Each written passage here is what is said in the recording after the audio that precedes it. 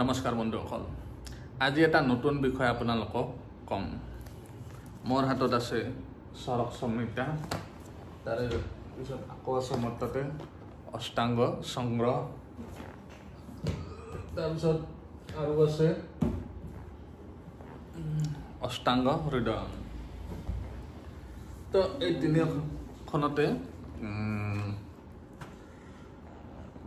ৰোগী কেনেকুৱা ৰোগী চাব লাগে এই বিষয়ে আছে। কেনেকুৱা ৰোগী মানে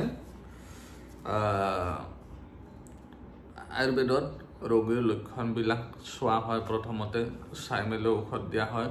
আৰু কিছুমান অসাধ্য ৰোগ থাকে, অসাধ্য ৰোগ দুৰাৰোগ্য, যি ৰোগত ঔষধ দিও লাভ নাই, মানুহজন বাচাৰ কোনো আৰোগ্য হোৱাৰ কোনো মানে এই নাই।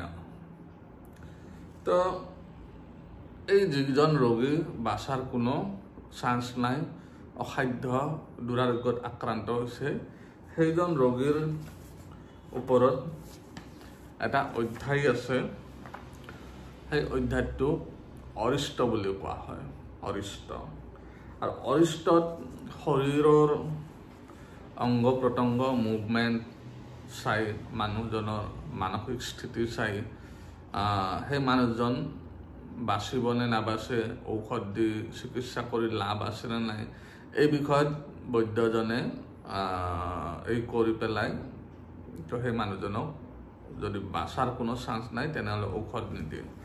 ইয়াতে কোৱা হৈছে যাতে তেনেকুৱা লক্ষণৰ ৰোগীক বৈদ্যজনে পইচাৰ লগত পৰি ঔষধ দি নিজৰ লগতে সমাজৰ লোকচান নকৰে। কাৰণ পইচাৰ লগতে ঔষধ দি থাকিব আৰু সেইজন ৰোগী যদি নাবাচে তেনেহ'লে ৰোগীৰ পৰিয়ালৰো মনত বেয়া এটা, বৈদ্যজনৰ প্ৰতি বেয়া এটা ভাৱ সোমাই পৰিব। তো অৰিষ্ট লক্ষণ মানে যিজন ৰোগী বাচাৰ কোনো এই নাই, চান্স নাই। অৰিষ্টৰ ভিতৰত, আৰু অৰিষ্টৰ বহুকেইটা অৰিষ্ট আছে, তাৰ ভিতৰত এটা স্বপ্নফল। এই সপোন, স্বপ্ন মানে হ'ল সপোন। এই স্বপ্নফলত কি আছে মানে মানুহ এজন কেনেকুৱা ৰোগী বাচিব পাৰে আৰু কেনেকুৱা ৰোগী নাবাচে এই বিষয়ে তাতে আছে। আৰু তাৰে লগতে স্বপ্নফলত আৰু বহুত কিছু কথা আছে, তাৰে ভিতৰত কেইটামান কথা মই আপোনালোকক আজি জনাম। তো স্বপ্নফল যে আছে তাৰে ভিতৰত আৰু মানে স্বপ্নফল মানে ৰোগীজনে বা এজন মানুহে কেনেকুৱা সপোন দেখি থাকে, ৰোগী এজনে কেনেকুৱা সপোন দেখি থাকে, ভাল মানুহ এজনৰ যদি ৰোগ হ'ব লগা আছে বা কিবা বিঘিনি আহিব লগা থাকে কেনেকুৱা সপোন দেখি থাকে, এই বিষয়ে ইয়াতে আছে গোটেইখিনি। আৰু ইয়াতে স্বপ্নফল কোৱাৰ আগতে তাতে কিছুমান কথা কৈছে যে আগৰাতি যিবিলাক সপোন আমি দেখা হয় আগৰাতি, তো সেইবিলাক দেৰিকৈ ফল দিয়ায়, আৰু পিছ ৰাতি যিবিলাক আমি সপোন দেখোঁ সেইবিলাক সোনকালে ফল দিয়ায়। আৰু যিবিলাক দিনত দেখা সপোন সেইবিলাক নফলিয়ায়। যিবিলাক গভীৰ নিদ্ৰাত দেখা সপোন বা যিটো সপোন আমি দেখাৰ পিছত মনত নাথাকে, সেইটো সপোনৰ কোনো উদ্দেশ্য নাই, সেইটো সপোন এনাই যায়। তাৰপিছত সপোনৰ ভাষাবিলাক সাংকেতিক থাকে, সাংকেতিক। পোনপ্ৰথমে মই কেইটামান সপোনৰ ভাল লক্ষণৰ বিষয়ে কৈ দিছোঁ। ভাল সপোন, সপোনত যদি উৰি ফুৰা দেখিছে, উৰি ফুৰা, আপুনি দৌৰি দৌৰি উৰিছে বা কিবা উৰিছে, আৰু উৰি ফুৰা যদি দেখিছে তেনেহ'লে সেইটো সপোন আপোনাৰ বিদেশ ভ্ৰমণৰ যোগ আছে বুলি কৈছে। সপোনত আপুনি ঘোঁৰা, হাতী এইবিলাক যদি উঠিছে তেনেহ'লে আপোনাৰ ৰাজযোগ আছে, মানে আপুনি ভৱিষ্যতে কিবা ভাল চাকৰি পাব পাৰে বা নেতা মন্ত্ৰী হ'ব পাৰে। সপোনত যদি আপুনি নিজে মৰা দেখিছে তেনেহ'লে আপুনি ডাঙৰ বিপদৰ পৰা উদ্ধাৰ হৈছে। সপোনত যদি আপুনি দাঁত সৰা দেখিছে, চুলি সৰা দেখিছে, জোকে খোৱা দেখিছে তেনেহ'লে আপোনাৰ ভৱিষ্যতে বহুত সোনকালে কিবা গম্ভীৰ ৰোগ হ'ব।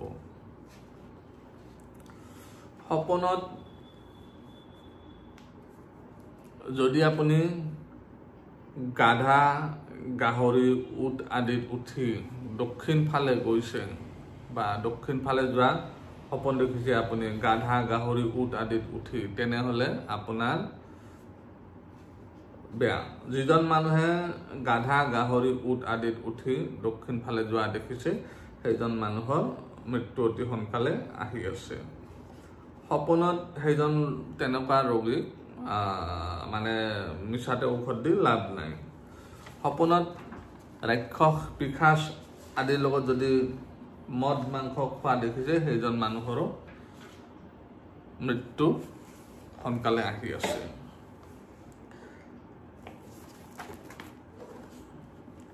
সপোনত যদি মানুহৰ গাত মূৰত বাঁহ গজিছে বা বেত গজিছে বা তেনেকুৱা কাঁইটীয়া গছ গছনি কিবা যদি মূৰত গজা দেখিছে সেইজন মানুহৰো মৃত্যু সোনকালে আহি আছে।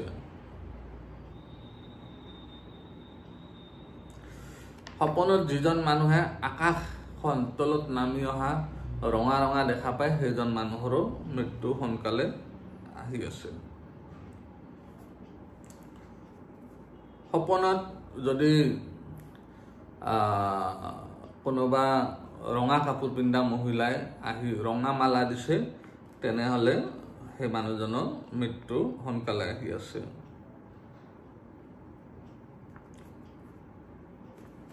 তাৰপিছত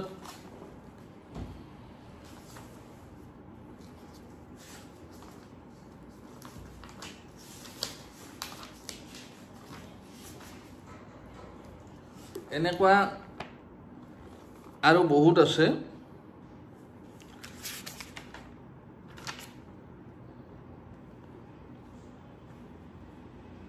সপোনত যদি নালাত পৰা দেখিছে, নালাত পৰি উটি যোৱা দেখিছে, নদীত পৰি উটি যোৱা দেখিছে বা পানীত চলি থকা পানীত উটি যোৱা দেখিছে তেনেহ'লে সেই মানুহজনৰো মৃত্যু সোনকালে আহি আছে। যিজন মানুহে সপোনত ৰাক্ষসৰ লগত নাচা দেখিছে সেইজন মানুহৰো সোনকালে মৃত্যু আহি আছে।